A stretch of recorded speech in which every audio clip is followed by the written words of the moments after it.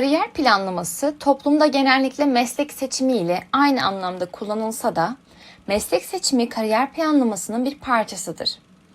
Kariyer kavramı tüm mesleki yaşantımız boyunca devam eden bir süreci ifade ediyor diyebiliriz. Mesleğimizi seçtikten sonra o mesleğin elemanı olabilmek için çalışmak, mesleğe girmek, meslekte profesyonelleşmek ya da yükselmek de kariyer aşamalarının içindedir. Öncelikle meslek, iş ve kariyer kavramlarının tanımlarına bakalım.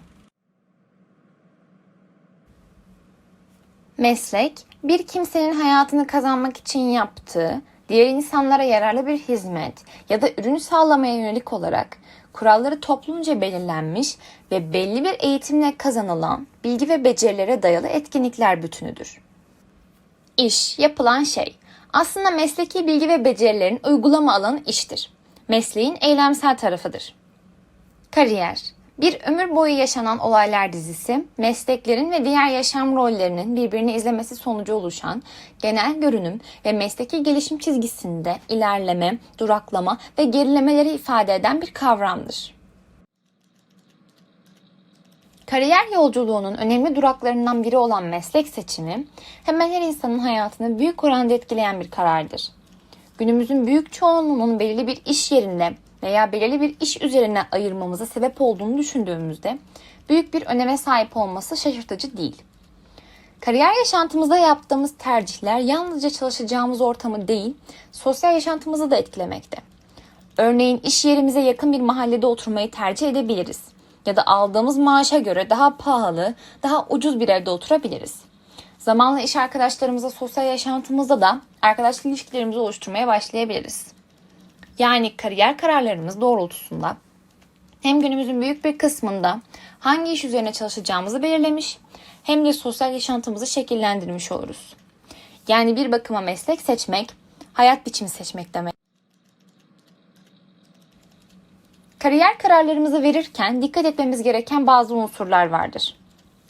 Bunlar hem işimizi iyi yapmamızı sağlarken hem de mesleğimizden doyum elde etmemize yardımcı olacaktır.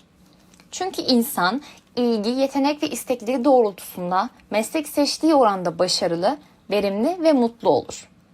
Meslek seçerken kişi öncelikle kendisini tanımalıdır. Yeteneklerimiz.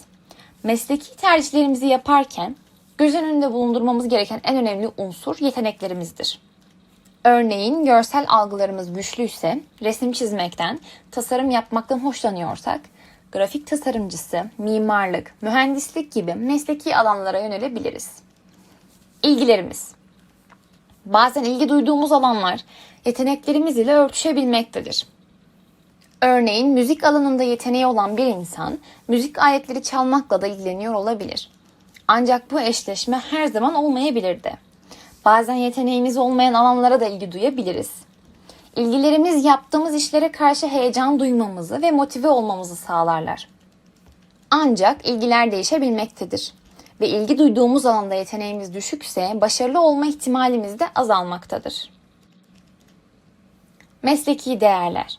Değerlerimiz mesleki tercihlerimizde önemli olan bir diğer unsurdur. Meslekte nelere önem verdiğimiz ve bu meslek aracılığıyla elde etmek istediğimiz olanakların belirlenmesi seçeneklerimizi netleştirecektir. Örneğin maddi doyum mu daha öncelikli, manevi doyum mu? Hangi şehirde yaşamak istiyorum? İş yerindeki pozisyonum lider mi olmalı, takım arkadaşı mı?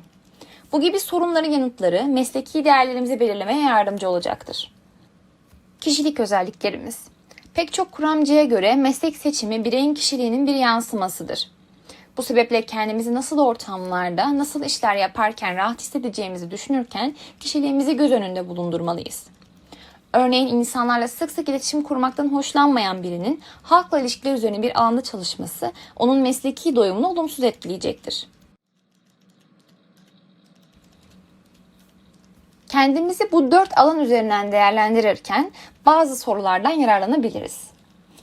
En çok neleri yapmaktan zevk alıyorum? Nasıl biriyim? Özelliklerim neler? Neleri yapmakta iyiyim? Nasıl bir ortamda daha rahat ve verimli çalışabiliyorum?